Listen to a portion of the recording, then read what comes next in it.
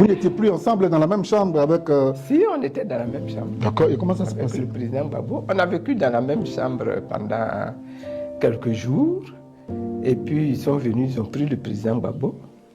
Le premier qui est venu pour réclamer le président Gbagbo, c'était les responsables de l'armée de l'ONUCI, ici en Côte d'Ivoire. Et quand il est venu, il a parlé avec nous. Il m'appelait même ma cousine. Puis je lui ai dit, mon cousin, ça ne se marchera pas. Oh. Donc il est reparti. Et c'est quand il est reparti qu'ils ont fait venir maintenant les chefs de la rébellion en Côte d'Ivoire pour venir le prendre d'autorité et puis l'amener à Korogo. Quand ils sont venus prendre le président Gbagbo à l'instant T, quelle était votre dernière conversation? Avec le président Gbagbo? Oui. Quand ils sont venus, c'est comme un enfant que vous êtes en train de donner à téter et puis on vient vous l'arracher. Oui, c'est passé exactement comme ça. C'était ce sentiment-là. Oui. Alors, la maman, comme elle s'est sentie... La maman essaie toujours de s'interposer. Et puis le président Gbagbo dit, Simone, laisse. C'est comme ça que je me suis retiré et ils l'ont amené. Ce même président Gbagbo, plus tard, cet amour va se transformer en haine. Qu'est-ce qui n'a pas marché?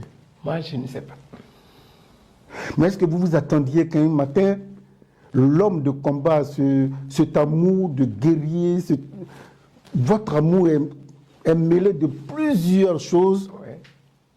Et puis un matin... Il y a vraiment plusieurs choses, comme vous dites. Oui, un matin, ces choses tombent à l'eau.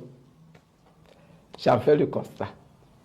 Le 17 juin 2021, vous étiez à l'aéroport. Est-ce que vous étiez obligé d'y être? J'étais heureuse d'y être. Obligé, on n'est jamais obligé. J'étais heureuse d'y être. J'y étais avec mes enfants. Donc, les jumelles? Oui. Ah, mais on ne les a pas aperçues dans les différentes images. Ah, si, elles étaient là. J'y étais avec mes enfants. Et bon, on a vécu ce qu'on a vécu. Mais je tenais à y être parce que pour moi, c'était une grande victoire que ce retour du président Gbagbo en Côte d'Ivoire. Et donc, je voulais y être. Et j'étais heureuse d'y être. Avec tous ces gestes que nous avons vus, bon... Oui, bon, c'est la vie.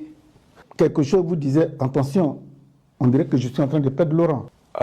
Est-ce que c'est à ce moment-là que je me suis dit qu'attention, je suis en train de perdre Laurent? Je pense que Laurent, là, je l'avais déjà perdu. Déjà. Parce que quand même si je ne vivais pas là, je savais ce qui s'y passait. Voilà. Depuis un certain moment, vous êtes interdit même de porter le nom Gbagbo. La fois dernière, un communiqué a fusé de la part de l'autre camp pour vous interdire désormais de porter le nom Laurent Gbagbo. Et j'ai constaté que vous m'avez appelé Simone Yves. Vous n'avez plus ajouté le bon, vraiment, c'est difficile, de... Appelez-moi comme vous voulez. Moi, le nom Gbagbo, je le porte, je le porterai. Des gens m'appelleront Gbagbo, les gens me connaissent dans le monde entier par ce nom Gbagbo. Donc bon, pour moi, il n'y a pas de problème. C'est un faux débat, ça. D'accord.